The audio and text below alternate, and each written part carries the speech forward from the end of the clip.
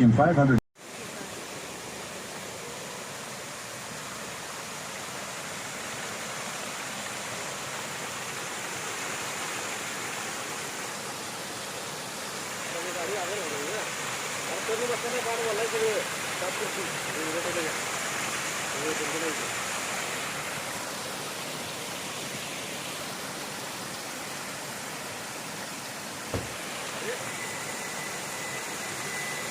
हे इथं घुसलं इथं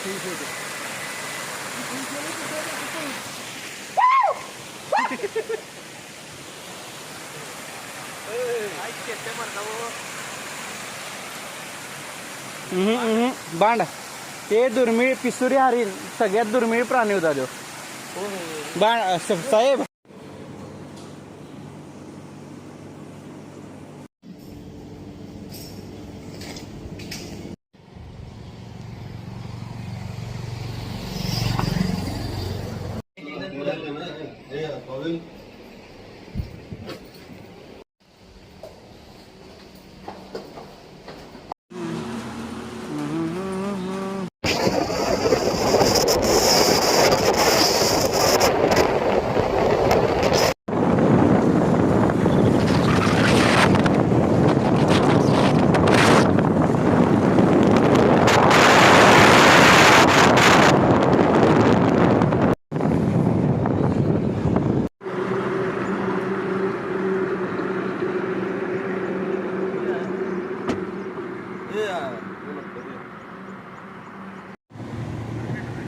साहेब उद्या संध्याकाळी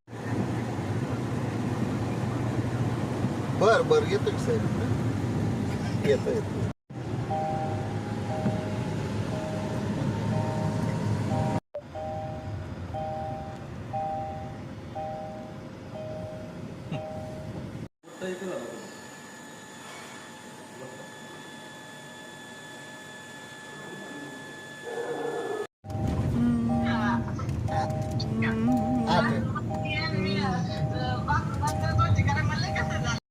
गाड्या इथंच आहे ना.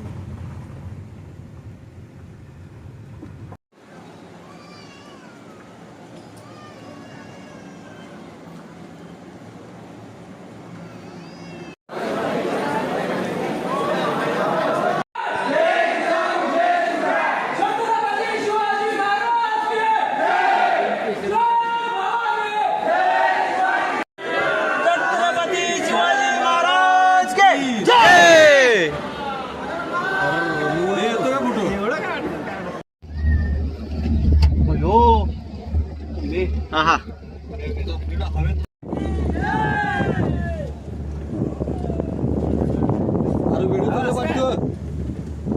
अरे व्हिडिओ चालू आहे सगळ्यांचा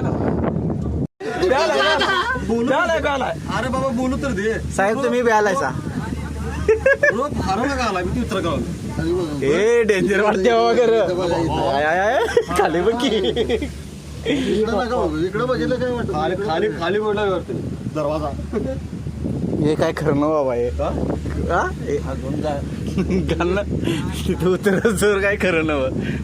नाही पहिला आमचा फोटो तर काढा तेवढं.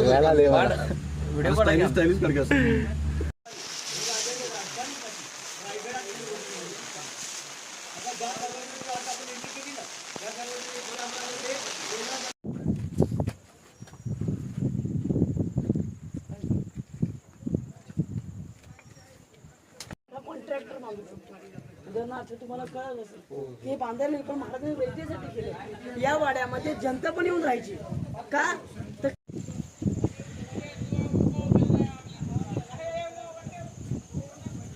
दादा या हे छत्रपती शिवरायांचं टाकसा.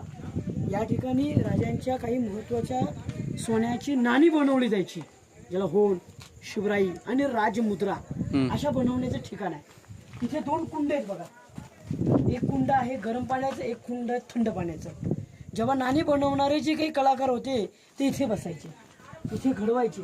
ते नाण्याला पूर्ण सेप देऊन झाला किंवा त्याचं पूर्ण बनवून झालं की ते थंड पाण्यात टाकायचे आणि ह्याच्यामध्ये वितळावायचे. म्हणजे हे महाराजांच्या काळामध्ये सोन्यातल्या काही कॉईन्स बनवण्याची नाण्यांचं जागा. ठिकाण ज्याला टाकसा. टाकसा भाषेत म्हणतात. त्या किल्ल्याला शोभणारी इमारती. छत्रपती शिवरायांच्या मावळ्याने कुठे गावाने किल्ला जिंकला की भगवे झेंडे लावायचे, याला विजय स्तंभ म्हणतात. विजय मिळवायचे, आनंद या मिळवायचे. दोन स्तंभांना दोन्ही स्तंभांवर शेजारी तलाव आहे, मोठं तलाव आहे. या तलावाचं नाव आहे गंगासागर तलाव. असे 11 तलाव आहेत किल्ल्यावरती. 12 महिने गडावरती प्यायला पाणी पुरतं. अशा तलावातून दगडकालांनी किल्ला बांधून घेतला. गंगासागर असं नाव का दिलं या तलावाला? महाराजांच्या राज्याभिषेकाला काशीच्या गागा भट्टाने येताना 7 नद्यांचं पाणी आणलं. त्या 7 नद्यांच्या पाण्याने आपल्या राजाने अभिषेक घातला, तीर्थ केला, आणि त्यातून उरलेलं पाणी या तलावात नेऊन सोडलं म्हणून याचं नाव पडलं गंगासागर. गडावरती पिण्याच्या पाण्याचं ठिकाण. सोय. पाणी अडवा आणि पाणी जिरवा या महाराजांच्या काळातल्या स्कीम होत्या. समोरचं टकमकतो इकडे भगवा झेंडा लावला, तो गडाला पायी उतरायचा रस्ता. पायऱ्याने इकडनं जातात लोक खाली. ते बघा ते इकडे कोपऱ्यामध्ये वरच्या बाजूला खांब दिसतो बघा, खांब.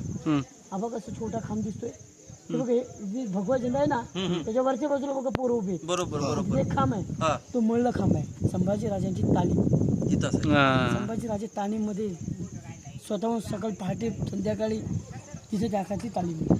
बाकीच्या सह्याद्री पर्वतरांगा आहे. बरोबर पुढे दिसत आहेत त्या. आता जाऊया खलबत खाण्याकडे. ओके.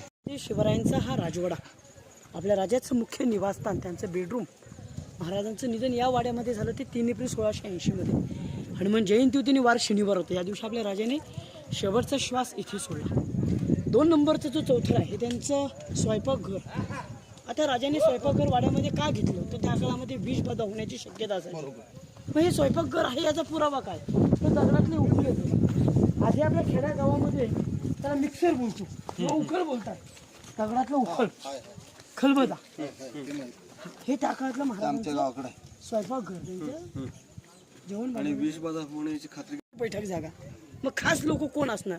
एखाद्या गावचा प्रमुख, एखाद्या गावचा सुभेदार, एखाद्या गावचा पाटील, आणि महाराजांशी बोलायचं आहे तर तिथे येऊन बसून चर्चा करायची. यातून एक वेगळी मीटिंग असायची की जिथे राजा आणि बहिर्जी नाईक एका तळघरात जाऊन बसायचे, जमिनीत जाऊन, आणि तिथे स्वराज्यातल्या महत्त्वाच्या गोष्टी बोलायच्या. या काळात आपण कळलं नाही पाहिजे. बहिर्जी नाईक म्हणजे ही सोपी गोष्ट नव्हती. त्यांच्याकडे हेर खात्याचं प्रमुख होतं, ज्यांनी महाराजांना काही गोष्टीतून वाचवलंय. आग्र्यातून बाहेर कोणी काढलं महाराजांना? बहिर्जी नाईकांनी. इथे पायऱ्या उतरायला 8-10 पायऱ्या उतर की टन मारून आतमध्ये जातो, आणि मग कुठेही भुयार मार्ग नाही, कुठे निघायला रस्ता नाही. यालाच म्हणतात खलबतखाना. स्वराज्याच्या गुप्त मिटिंग करण्याचं ठिकाण. या कणाला कळलं नाही पाहिजे अशा चर्चा या खलबतखान्यामध्ये बसून करायची. राजा आणि बहिर्जी नाईक या तळघरात बसून स्वराज्याच्या गुप्त मिटिंग करायची. हे एकच असं छोटी भिंत आहे, त्याची खिडक्या बघा ना किती छोट्या आहेत. आणि तो जो पहारेकरी होता तो इथे बसायचा असा, आणि एक वेगळा अरुळी नाही.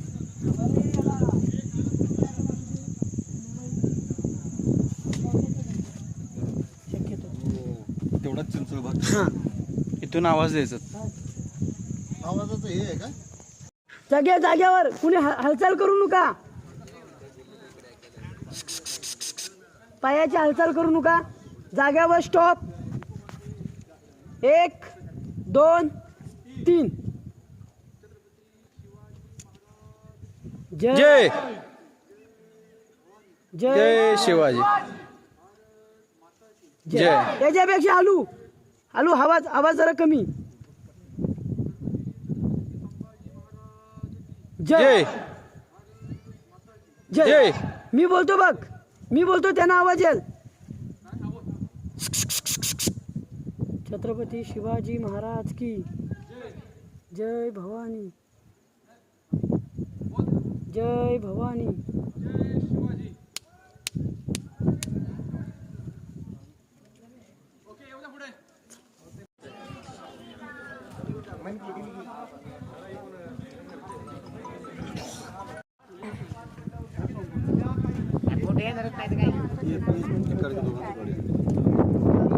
मी सेल्फी सुरू.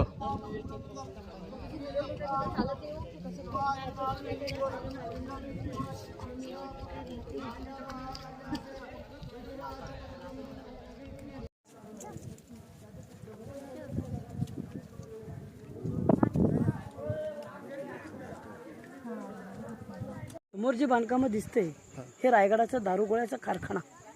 जिथे तोफेला लागणारे गोळे तिथे बनवले जायचे. रायगडावरती 18 कारखान्याचा काही वापर केला जायचा.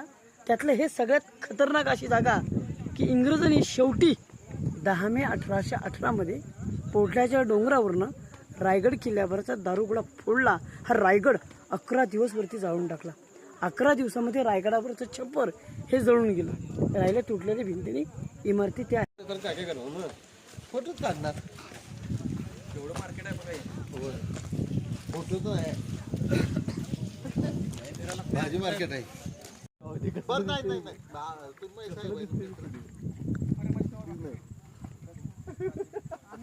दोन तास आपलं जाणार आहे ते काढणार नाही. कशाला पैसे यूज करतो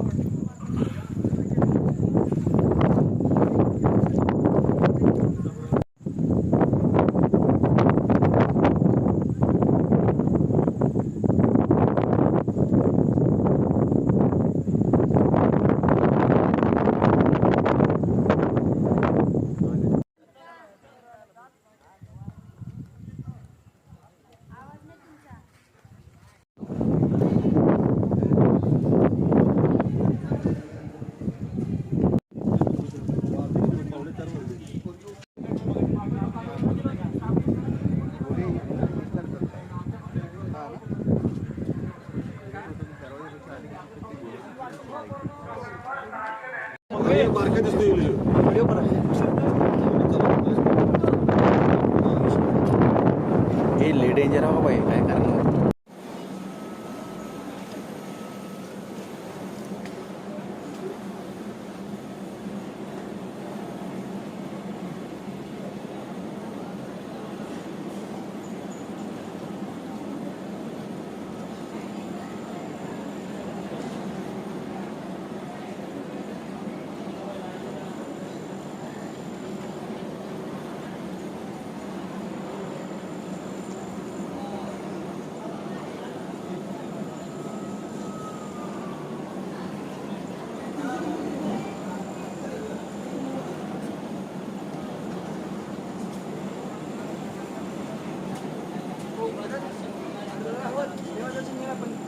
काय रिस्क आहे की एवढी मोठी अजून काय पाहिजे